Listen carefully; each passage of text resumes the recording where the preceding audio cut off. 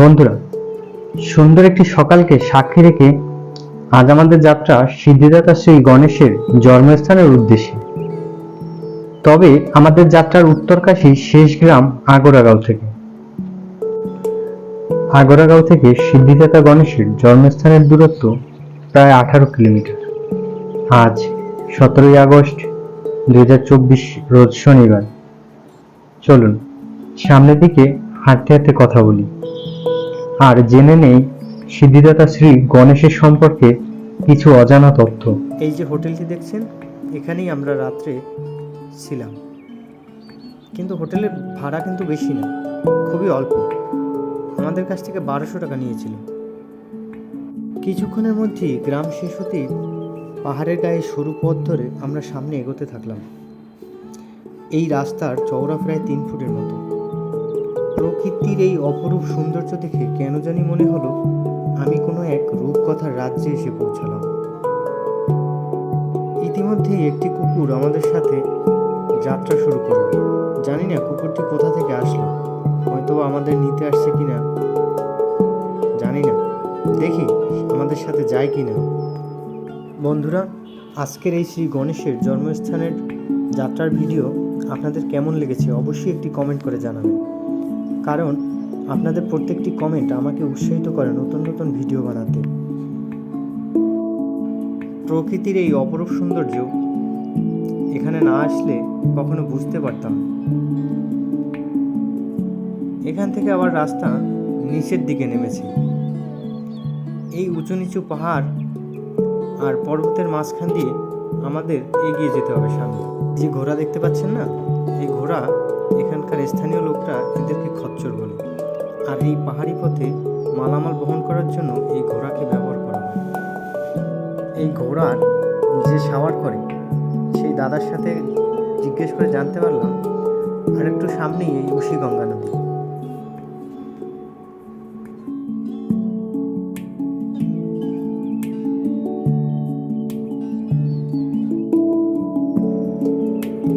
Call call করে বয়ে চলেছে এই উশিগঙ্গা নদীর জলধারা। এখানকার স্থানীয় লোকরা এই উশিগঙ্গা নদীকে নীলগঙ্গাও বলে থাকে। এই উশিগঙ্গা নদী পার হয়েই আমাদের সামনে আগাতে হবে। এখানকার স্থানীয় লোকজন এই পাথর ডিঙিয়ে ডিঙিয়ে তারা পার হয়, আর আমাদের জন্য এই সাঁকোর ব্যবস্থাও রয়েছে।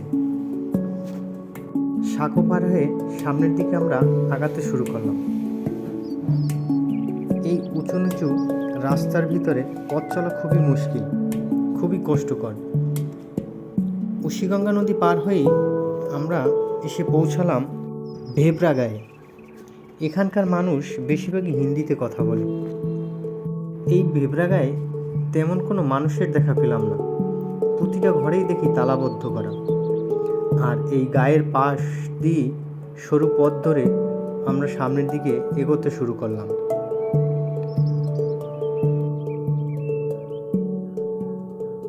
আমরা হাঁটতে হাঁটতে একটি নালার কাছে এসে পৌঁছালাম।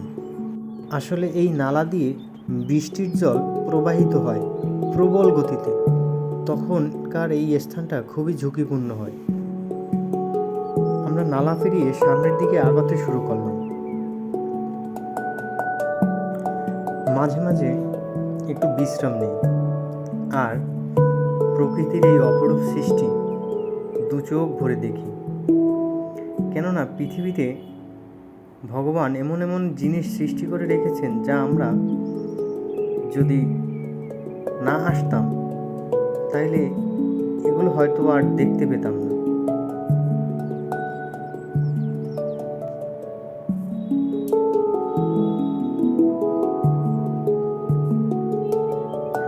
উপর থেকে যে এই গ্রামটা দেখতে পাচ্ছেন, জানি না এই গ্রামের নাম কি, তবে আমাদের এই গ্রামের ভিতর দিয়ে আমাদের যেতে হবে। চলুন সামনের দিকে আগানো যাক।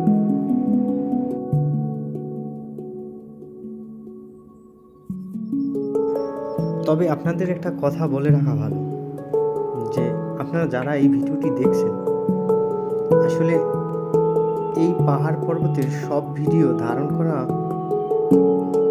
আমাদের পক্ষে সম্ভব নয়, কারণ তাইলে ভিডিওটি অনেক বড় হয়ে যাবে।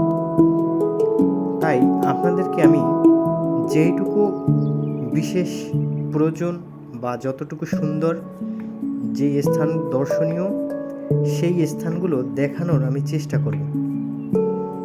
চলুন ধৈর্য সহকারে ভিডিওটি দেখুন এবং ভালো লাগলে একটি কমেন্ট করে জানাবেন।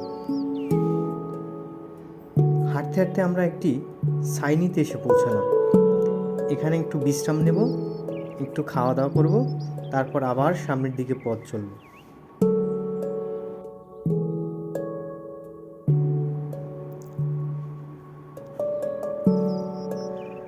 এই উঁচু পাহাড়ের উপর থেকে নিচে তাকালে প্রাণটা শিউরে ওঠে, কারণ এতটাই গভীর খাদ রয়েছে যে এখান থেকে পড়ে গেলে আর বেঁচে ফিরতে হবে না।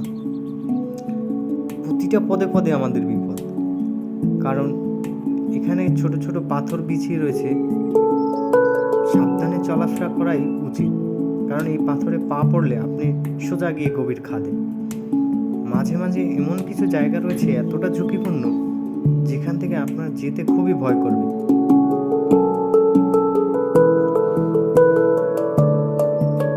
আমরা কিছু দূর সামনে আসার পরে একটি দোকান দেখতে পেলাম। দাদার কাছে জিজ্ঞেস করলাম, দাদা ডোরিডাল কিতনা দূর হে? তো দাদা আমাদেরকে জবাব দিল যে এখান থেকে আপনারা 7 কিলোমিটার এসেছেন, আরও 7 কিলোমিটার মতো বাকি আছে। তো দাদার এখানে চা খেয়ে আবার রওনা দিলাম। পাহাড়ের গায়ে বিভিন্ন ধরনের ফুল দেখতে পেলাম, যদিও এর ফুলগুলোর নাম জানি না, দেখতে খুবই সুন্দর। এইভাবে আর কিছু পথ চলার পরে স্থানীয় এক দিদির সাথে দেখা। তার কাছে জানতে চাইলাম এই জায়গার নাম কি। তো তিনি বললেন এই জায়গার নাম মানজি। তো চারদিকটা ভালো করে দেখলাম। এই মানজিতে বেশ কিছু ছাইনির ঘর রয়েছে, তবে এই ঘরগুলোতে মানুষ বসবাস করে না, কিন্তু যারা এখানে গরু ভেড়া ইত্যাদি চড়াতে আসে তারা এখানে রাত্রি যাপন করে। পাশেই রয়েছে একটি দোকান এবং আপনি চাইলে এখানেও থাকতে পারবেন। তবে এখানে এসে জানতে পারলাম গুর্জার মানুষরাই এখানে বেশিরভাগ সময় রাত কাটায়, কারণ তারা পালে পালে গরু এবং ভেড়া নিয়ে আসে, কারণ তারা যদি আসে এখানে 1 মাস 2 মাস থেকে যায়।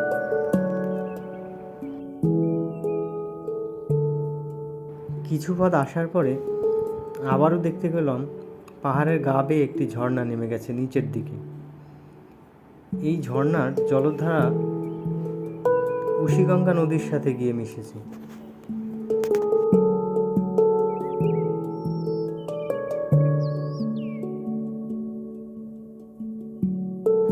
এই ঝর্ণা পার হয়ে আমরা সামনের দিকে আবারও হাঁটতে শুরু করলাম।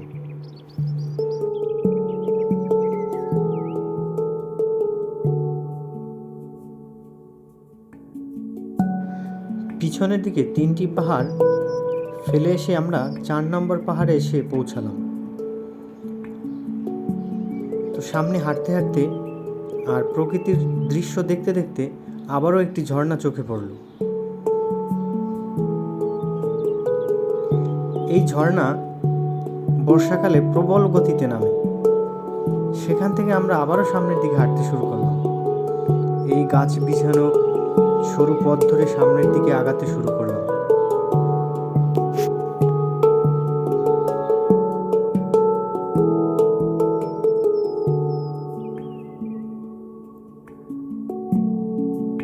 কিছু দূর সামনে এগিয়ে ভৈরব বাবার মন্দির। কথিত আছে এই ভৈরব বাবার কাছ থেকেই পার্বতী সরোবরে যাওয়ার জন্য অনুমতি নিতে হয়। আর এই জায়গার উচ্চতা 2900 মিটার, আর এখান থেকে পার্বতী কুণ্ডর দূরত্ব প্রায় 1.5 কিলোমিটার। আমি ভৈরব বাবাকে প্রণাম জানিয়ে আবারও পথ চলতে শুরু করলাম, কিন্তু ভুলু আমাদের সাথে সাথে পথ চলতে শুরু করলেন।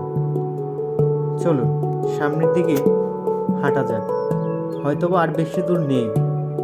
এই 5 নম্বর পাহাড়ের শেষ দিকেই রয়েছে সেই পার্বতী সরোবর, অর্থাৎ ডুরিডাল।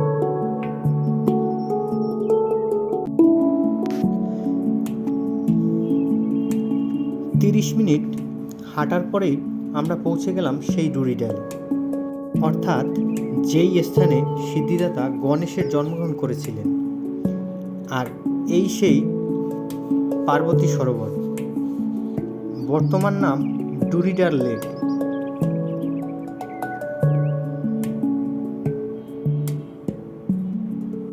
কেদারখণ্ড অনুসারে এই জায়গাকে ধুন্ডিপ্রায়কও বলে জানা যায়।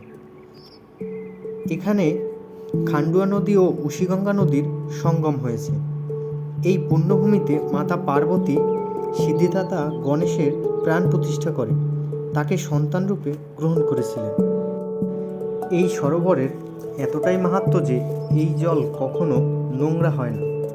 আবার জানতে পারলাম এই জলে কোনো পাতা পড়লে পাখিরা তা নিয়ে যায়। মাতা পার্বতী স্নান করার সময় তার গায়ের ময়লা থেকে একটি পুতুল বানিয়েছিলেন। সেই পুতুলের প্রাণ প্রতিষ্ঠা করেছিলেন এই পার্বতী সরোবরের কাছে। চলুন এবার সিদ্ধিদাতার মন্দির দর্শন করে আসি। ঢুকে পড়লাম মন্দির চত্বরে। এখানে ঢুকতেই মনে হলো আমি এক স্বর্গীয় অনুভূতি অনুভব করতে পারলাম। মন প্রাণ থেকে বুঝতে পারলাম এখানে কোনো এক শক্তির অধিষ্ঠান রয়েছে। চলুন গর্ভমন্দিরের ভিতরে যাওয়া যাক।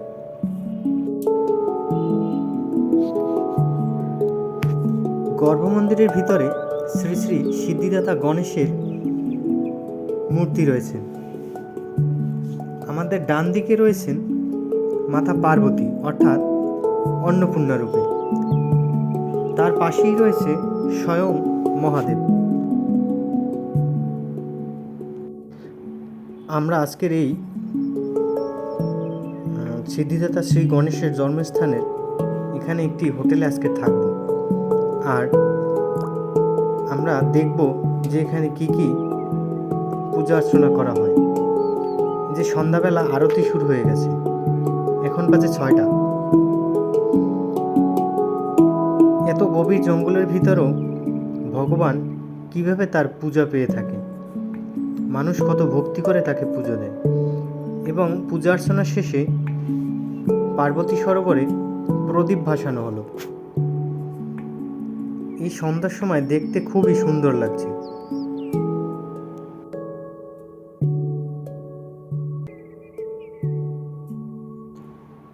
সকালবেলা ঘুম থেকে উঠে চারিদিকটা খুব ভালো করে দেখছিলাম।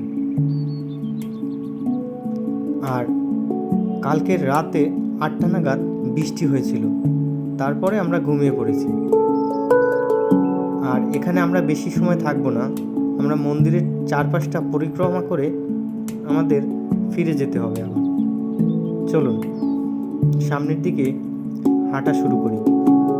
মন্দিরের বাঁ দিক থেকে আমরা পরিক্রমা করার শুরু করলাম।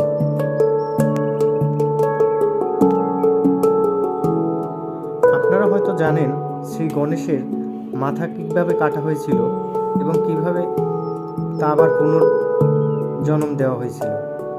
সে বিষয়ে আর কিছুই আমার বলার নেই। তবে আমরা যাওয়ার সময় এখানকার পুরোহিতের কাছে কিছু কথা শুনে যাব তার মুখ থেকে। এই পার্বতী সরোবরের চারপাশে এত গাছ থাকা সত্ত্বেও এই সরোবরের জল এতটাই পবিত্র বা এতটাই পরিষ্কার যে আপনার নিজের চেহারা আপনি নিজে দেখতে পারবেন, একদম আয়নার মতো। আর এই সরোবরের ওই পাশ থেকে যে জায়গাটা সাদা সাদা দেখা যাচ্ছে, আমরা ঠিক সেই জায়গায় এসে পৌঁছালাম। এখান থেকে সেই মন্দিরটা কত সুন্দর দেখাচ্ছে।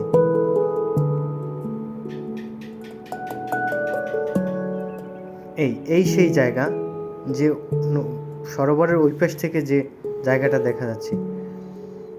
চলুন এই উশিগঙ্গা নদীর জলধারা পার হয়ে আমরা আবার মন্দিরে ফিরে যাই। এই মন্দিরের পুরোহিতের কাছ থেকে কিছু কথা জেনে নিই। বন্ধুরা, আমাদের এই ভিডিও যদি ভালো লাগে অবশ্যই একটা কমেন্ট করে জানাবেন। पुराणों के अनुसार जो है जब महर्षि वेद व्यास जी जो है चार धाम का वर्णन कर रहे थे तो फालक मुनि ऋषि जो है सभा में खड़े हुए, बोला महाराज यही कोई चार धार्मिक स्थल है या इसके अलावा कोई और भी धार्मिक स्थल है? तो वेद व्यास जी ने कहा गंगा यमुना मध्य, ये जो है गंगा और यमुना के जो है बीच भाग में है धुंडी प्रयाग। तो जब जो है एक बार जो है माँ पार्वती शंकर भगवान का जो है आपस में थोड़ा किसी बातों पे जो है आपसी झगड़ा हो गया था, तो माँ पार्वती जो है शंकर भगवान से नाराज होकर जो है इस स्थान पे जो है भाग के आई थी। तो जब माँ पार्वती यहाँ पे पहुँची तो माता ने देखा जो है यहाँ पे जो है एक कुंड दिखाई दिया, तो माता ने कहा ये स्नान के लिए ठीक रहेगा। तो जब माँ पार्वती जो है इस कुंड में स्नान करने गई तो माता के दिमाग में आया मैं तो कैलाश से भागी हुई हूँ, कहीं जो है देवतागण जो है मेरे को ढूंढते ढूंढते यहाँ ना आए और कहीं जो है मैं जो हूँ इस कुंड में स्नान करूँगी तो क्यों न मुझे जो है एक पहरादार रखना पड़ेगा, रक्षक। तो जब माँ पार्वती ने जो है कुंड में गई तो अपना अंग महल के जो है पूरा जो अंग का जो है महल होता है उससे एक पुतला बनाया, उसमें प्राण दिए, वो भगवान गणेश के नाम से विराजमान हुए। भगवान गणेश बोला माता जी पहले जो है मेरे को कुछ खाने को दो, मुझे बहुत भूख लगी है। तो माँ पार्वती ने सोचा बालक अगर गर्भ से होता तो माता जी दूध पिलाती, लेकिन भगवान गणेश जो है गर्भ से हुए नहीं। तो माँ पार्वती ने जो है सबसे पहले भगवान गणेश को जो है यहाँ पे डिक्ची और करछी के माध्यम से जो है अन्न का लड्डू बना के दिया था। अन्न का लड्डू देने से यहाँ पे माँ पार्वती का नाम जो है अन्नपूर्णा पड़ गया। तो जब भगवान गणेश ने लड्डू खाए बोला माता जी मेरे लिए क्या आदेश है? बोला बेटा मैं इस कुंड में स्नान करूँगी, आप जो है द्वार पे जो है किसी को अंदर मत आने देना। तो हमारा एक ऊपर जो है 5 किलोमीटर स्थान जो है दरबार टॉप, उसका नाम दरबार टॉप क्यों है? भगवान गणेश ने जो है वहाँ पे द्वारपाल बन के जो है पहरा दिया था। वो एक मेन गेट है अंदर आने का, तो वहाँ पे जो है पहरा दिया। माँ पार्वती ने जो है আমি দেবতাদের উদ্দেশ্যে প্রণাম জানালাম। এখন বাজে সকাল 9:30। পুণ্যভূমিকে বিদায় জানিয়ে আবারও আসার প্রার্থনা জানালাম মাতা পার্বতীকে। এরপর ফিরে যাব সেই আগরাগাঁয়ে। আজকের এই শ্রী গণেশের জন্মস্থানের ভিডিও আপনাদের কেমন লেগেছে অবশ্যই একটি কমেন্ট করে জানাবেন, অনুরোধ রইল। আজকের এই পর্যন্তই, ভালো থাকবেন বন্ধুরা।